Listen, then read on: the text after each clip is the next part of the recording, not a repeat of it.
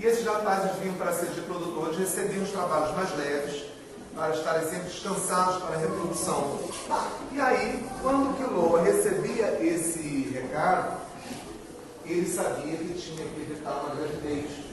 Porque era admitido uma gravidez de barão como cama. A criança era até, o bastardo era criado até na Casa Grande pela baronesa. Mas uma criança bastarda de baronesa como cama, nunca. Se isso viesse a acontecer, a criança, a baronesa era isolada num quarto na Casa Grande, numa ala aqui de pouca passagem, ficava pão e água, chegava a ponto às vezes de enlouquecer, ia definhando, às vezes morria. Água então, e quando nascia a criança, afogava-se a criança, quando não afogava, era posta depois para trabalhar na Casa Grande, e o Quiloa, além do trabalho da reprodução, pegava trabalhos forçados também. Aí, gente, veio acontecer o seguinte, o escravo, então, Quiloa, sabia que tinha que ir no pasto, pegar um carneiro para fazer o seu preservativo. Ele pegava o carneiro, matava o carneiro, tirava o intestino, cortava no tamanho da situação dele, amarrava a ponta e subia na Casa Grande para atender a baronesa. Tá? Então, assim funcionava essa parte. E ficava todo mundo na boa, baronesa, barão, todo mundo bem. No dia seguinte, todo mundo comia carneiro. Carne de carneiro para fazer. Vai dormir não, hein? Olha, mas isso é um segredo. A baronesa é um cana dela, tá?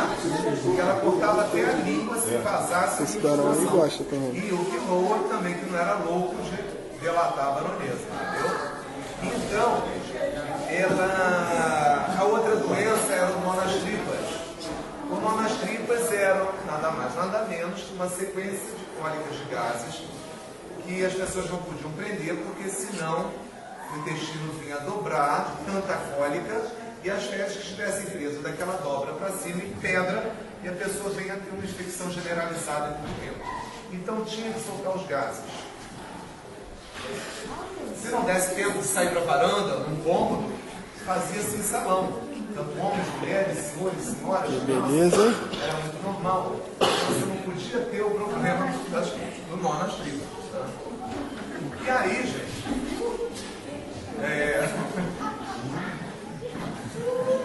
e aí, o nó nas tripas, então, é evitado dessa maneira, soltando os gases. E essa cadeira aqui que essas duas...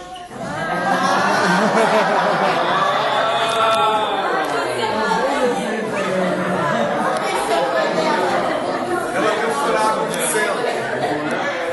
Aquele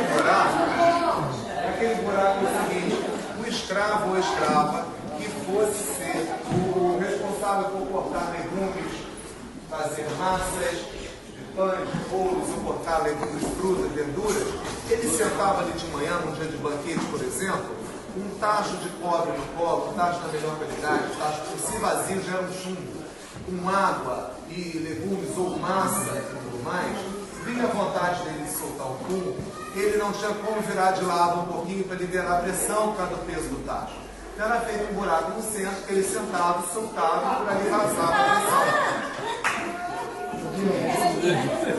Então é a cadeira anatômica. Eu achei que era para fazer outra coisa.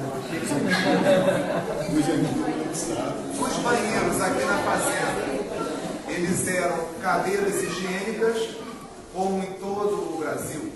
E aqui na fazenda nós tínhamos a piniqueira, era uma escrava responsável por recolher os pinicos e dar fim aqui na Que belo trabalho, hein? os riachos, os córregos. No Rio de Janeiro havia um termo, se você estivesse passando pela rua e você escutasse assim, água vai! Você tinha que parar, porque jogava seu xixi pela janela. Então, se você passasse, você tomaria. Então isso foi proibido. Tiveram que fazer no Rio as casinhas como existia em Lisboa. E as pessoas e as casas antigamente elas eram fachadas na cidade, fachadas estreitas e casas compridas.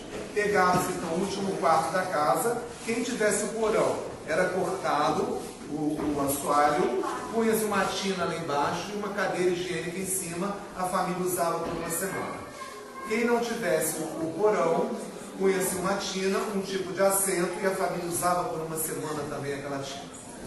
No final de uma semana vinham os tigres, que eram os rapazes responsáveis pela coleta desse material das casas, das tinas. E eles iam puxando carroças vazias, puxadas a boi, aqueles sinos, e carroças também com tinas vazias, e faziam a troca. E o pseudônimo de tigre veio porque quando eles pegavam uma tina dessas, punham na cabeça para levar para fora, a tina, às vezes a família era numerosa, ele ia levando aquela tina, ele ia balançando, e vinha escorrendo, e vinha tigrando a pele dele. Ou quando o Pedro falava também pesado, sujo de fezes. E eles levavam aquilo até o lado de fora da casa, punha na carroça, e os tigres então conduziam essas tinas até a Baía de Guanabara, onde era feito o despejo.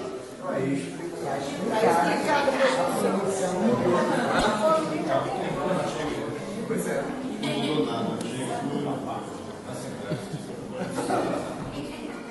Aí, gente, então, feito isso, o que aconteceu? Aí fizeram as casinhas, tudo bem.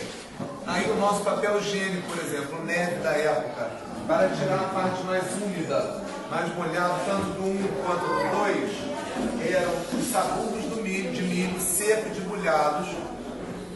Você vai passando, fazendo uma suave pressão, ele absorve a umidade.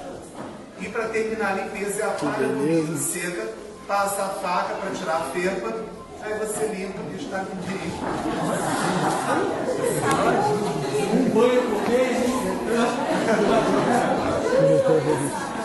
Aí, gente. Aí, gente, então, os rumores da abolição começaram a surgir aqui na fazenda, como todas as fazendas do Vale. Os abolicionistas começaram a marcar presença da seguinte maneira: eles invadiam as propriedades durante a madrugada, vinham todos mascarados, a cavalo preto, mascarados em preto, capas e tudo, entravam nas fazendas, colavam cartazes abolicionistas na parede da senzala, no tronco, na parede da casa grande, e isso começava então a incitar os escravos à fuga. E os escravos então fugiam daqui, porque o quilombo mais importante que nós tivemos aqui, que foi o quilombo do Alto Leblon, no Rio de Janeiro. E eles batiam em fuga e chegavam no Rio somente os rebeldes, os escravos mais safo mesmo. Se eles fossem, quando dava-se a falta de escravo, os capitães do mato batiam em trilha atrás deles, e se capturasse, o rapaz do almoço estaria perdido quando fosse feito. Aí, existia um código de Rui Barbosa, que durante a fuga, onde eles encontrassem uma braçada de camélias, era um local seguro para o descanso, o repouso da noite. Então eles repousavam, antes do dia amanhecer, eles levantavam e seguiam viagem, assim eles atingiam o quilômetro. E quando então veio a abolição, dia 13 de maio de 1888, houve muito suicídio, porque muitos barões ficaram pobres de uma hora para outra, muitas baronesas ficaram pobres de uma hora para outra, endividados, então foi muito suicídio, muito infarto. Eu infartei em 1892, logo depois da abolição, com 64 anos. E com essa situação da abolição, a Fazenda Santa Maria ficou vazia. Eu fiquei aqui somente, eu, baronesa, as meninas, que meus filhos se casaram, moças filhas de cafeicultores de São Paulo, e foram embora para São Paulo. Ficou eu, baronesa, e as 3 meninas aqui na fazenda. Então, com a abolição, eu fiquei somente com moças recém-paridas e idosos na fazenda. E o café todo nos pés, sem ter mão de obra para colher. E aí, gente, esses escravos que foram embora para o Rio de Janeiro, crente que fosse encontrar facilidade, como eles nos iam chegar de carruagens lotadas de mercadorias, não foi nada disso. Eles chegaram no Rio, deram com os burros na água, não tinha facilidade nenhuma, eles tiveram que subir o morro. E o primeiro morro que eles subiram foi o Morro da Providência. E ali, então, eles começaram a plantar para comer fava, foi onde deu origem ao termo favela. E com o tempo, eles tinham a fava, tinham galinhas, gansos, patos e hortas, e começaram, então, a descer o morro para vender na feira. Escravos também, rapazes, começaram a fazer o ofício de sapateiro, por exemplo. Então, eles assim começaram a entrar na sociedade. E as fazendas foram ficando fantasma. Aí, aqui a Santa Maria, por exemplo, eu vim a falecer, então, como eu disse a vocês, em 1892, deixei a baronesa viúva, e a baronesa, então, viúva, ela fez o quê? Ela pegou as 3 meninas, embarcou e foi embora para São Paulo. Entregou as chaves ao Banco do Brasil e foi embora para São Paulo, viver na fazenda com os meninos. Estava muito bem de vida nessa fazenda. E a Fazenda Santa Maria acabou. Aí, gente, quem arrematou num grande leilão em 1903, no Rio de Janeiro, foi